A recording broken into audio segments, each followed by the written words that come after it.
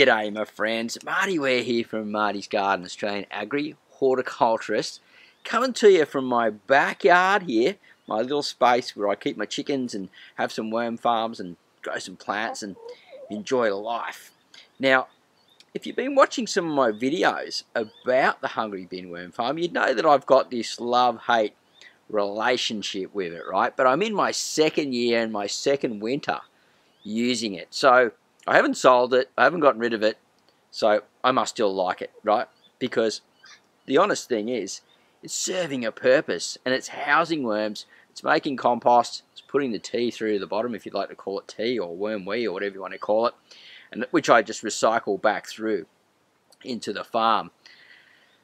But what I want to do is I want to talk about the winter position, because I've got it spaced in a place where it gets the morning sun for a few hours, 2 or 3 hours, so that warms it up, because we got right down to 4 degrees, 6 degrees in the last couple of nights, and yeah, that's pretty cold, you know, like you're whacking on a couple of doonas, and I even put my beanie on a couple of nights there when I went to sleep. But I'm finding if you've got a nice warm position where you can get a bit of sun, like I'm in the subtropics, so we don't get freezing temperatures where you'd have to bring it like indoors. But what I like to do is generally when it's really cool times, so I put a bit of coffee grounds in it, and that sort of warms it up. And if you've put material in it that's sort of like 3/4 done and it's still got a bit of processing to do, that'll keep the worms, I shouldn't call them worms, that'll keep the worms much warmer and healthier and happier, as long as you don't have too much gas coming out of it, depending on what you're putting in there, because that can totally freak them out. Too much gas coming from some chicken manure or something like that, and it's steaming up, and then they all like get up around the lid, you know, oh my, what's going on with my worm farm, which happens quite a lot really to people. So that's what I recommend that you do, is you just put some material in there that's not fully broken down, and that will help keep them warm as well. Some people even wrap them in Glad wrap and bubble wrap and stuff like that to insulate it, that I've seen in other images. We don't really get cold enough here to do that. Now, they do hold around about 10,000 worms, and I pretty much predict that I've had around about 10,000 in mine at different times. And I've probably got, you know, maybe 2,000 to 3,000 in that moment. I haven't gone through and been digging through. I'm just lifting the lid and having a look and see what's going on inside, seeing if I'm getting cocoons, or if I'm getting castings, they're eating through the material, are they moving up and down, and yeah, producing what I want. And that's sort of like a worm casting and a housing to keep my worms, because I use them to make my artisan compost, my true compost, here on the mid-north coast of New South Wales, which I sell to the locals, and that plays a huge role. So I've got them in different areas, in different bins and different farms and things like that, and I like to separate them a little bit.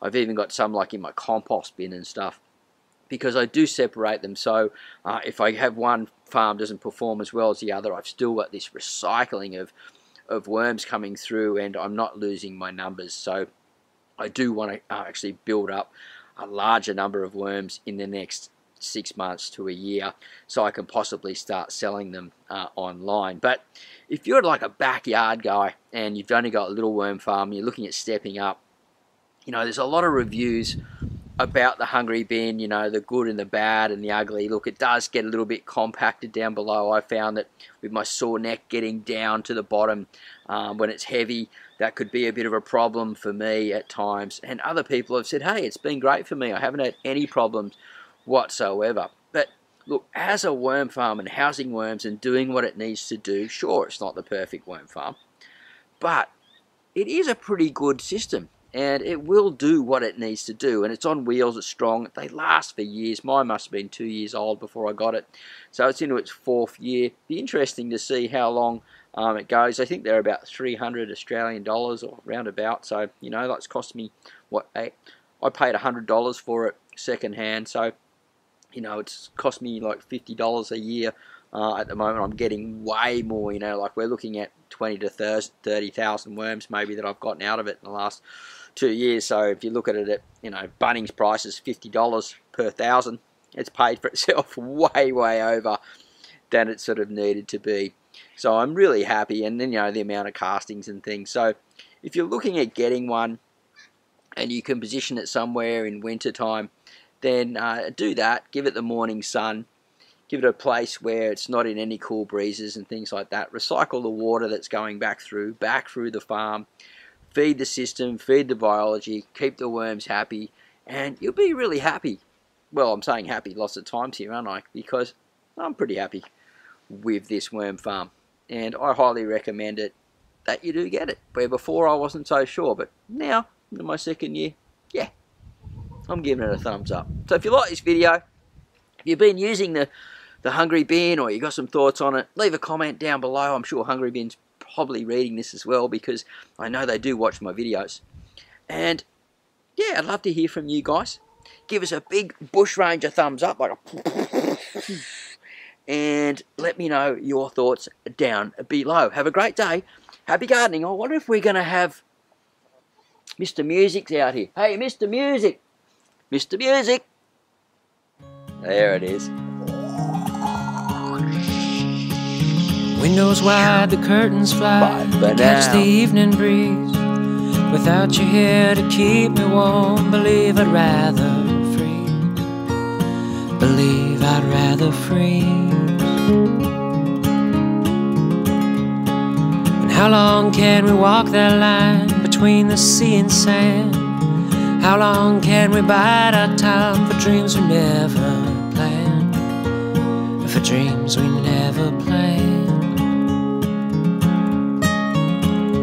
When the sky said the winter time is coming on, and you cry to see a shadow, babe, it's growing long across the lawn, another song.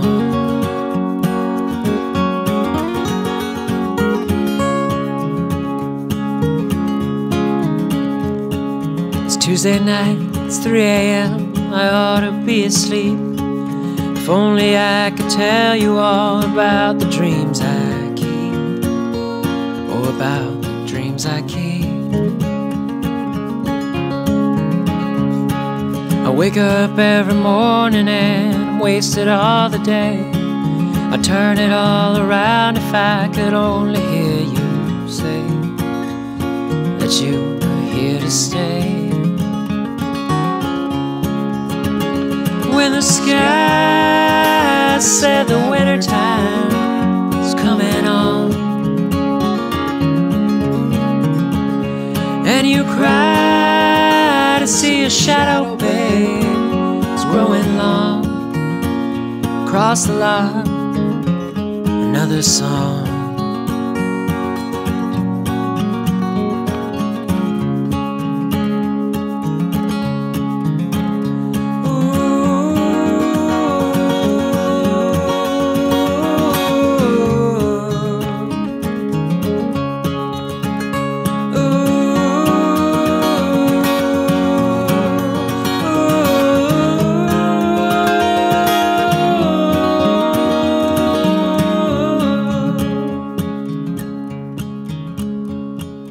Sometimes in my silence, before the city glow, I still recall the nights when I could hear you breathing low, and I caught you breathing low. But it's too late to turn around, too cold to go outside. I wonder if I saw this love as anything beside another place to hide. When the sky said the winter time is coming on, and you cry to see a shadow, babe, it's growing long across the lawn, another song.